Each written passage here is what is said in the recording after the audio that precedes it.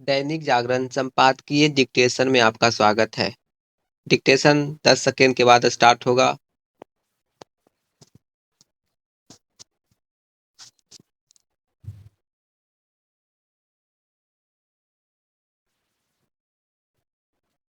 Start.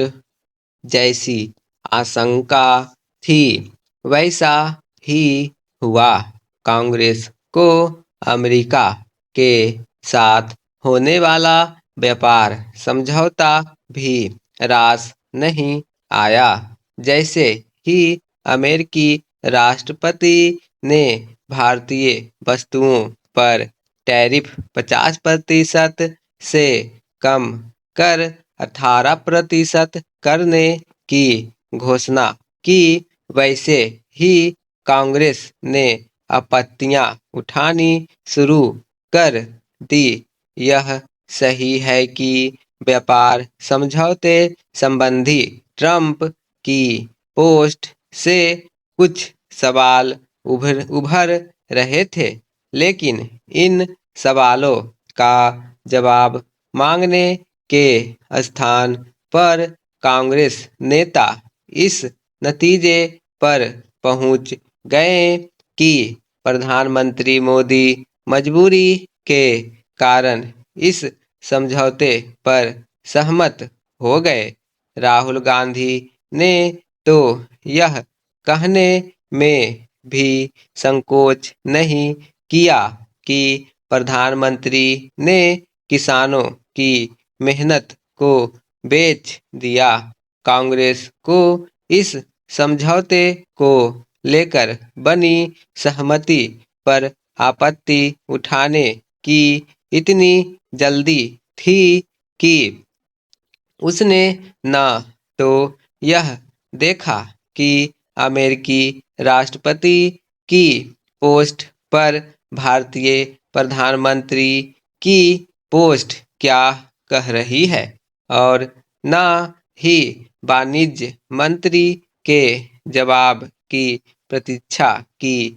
जब वाणिज्य मंत्री ने यह स्पष्ट किया कि व्यापार समझौते में कृषि एवं डेयरी क्षेत्र में भारत के हितों की सुरक्षा होगी और अमेरिकी व्यापार प्रतिनिधि ने भी इसकी पुष्टि कर दी, तो कांग्रेस के पास कहने के लिए कुछ नहीं बचा। फिर भी उसने यह कहना शुरू कर दिया कि सरकार की ओर से इस बारे में संसद में जानकारी क्यों नहीं दी गई। हालांकि वाणिज्य मंत्री ने उन परिस्थितियों का उल्लेख किया जिनके चलते वे संसद में चाहकर भी बयान नहीं दे सके, लेकिन कांग्रेस को संतोष नहीं। कांग्रेस की ओर से अमेरिका के साथ होने जा रहे व्यापार समझौते पर सवाल उठाने का सिलसिला कायम है। उसके साथ साथ कुछ अन्य विपक्षी दल भी ऐसा ही कर रहे हैं। सामान्य समझ यह कहती है कि किसी भी समझौते या सहमति पर सवाल उठाने से पहले उसका विवरण सामने आने की प्रतीक्षा की जाए, लेकिन आज की भारतीय राजनीति में इस समझ के लिए स्थान शून्य होता जा रहा है। इसके स्थान पर विरोध के लिए विरोध का झंडा उठाने की प्रवृत्ति बढ़ती जा रही है। वैसे तो हर दल विपक्ष में रहते समय इसी प्रवृत्ति का परिचय देता है, लेकिन शायद कांग्रेस ने इसमें महारत हासिल कर ली है।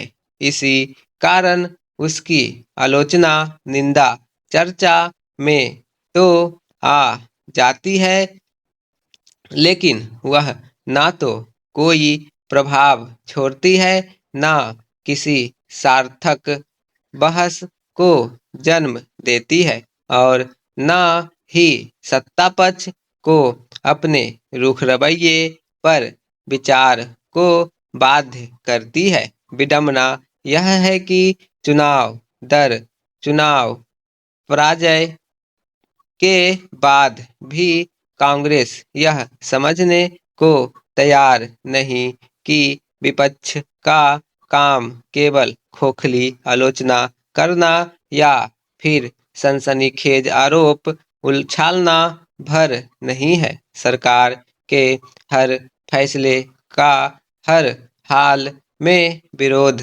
करने की कांग्रेस की आदत इतनी अधिक बढ़ गई है कि वह तर्कों और तथ्यों से भी परे रहने लगी है।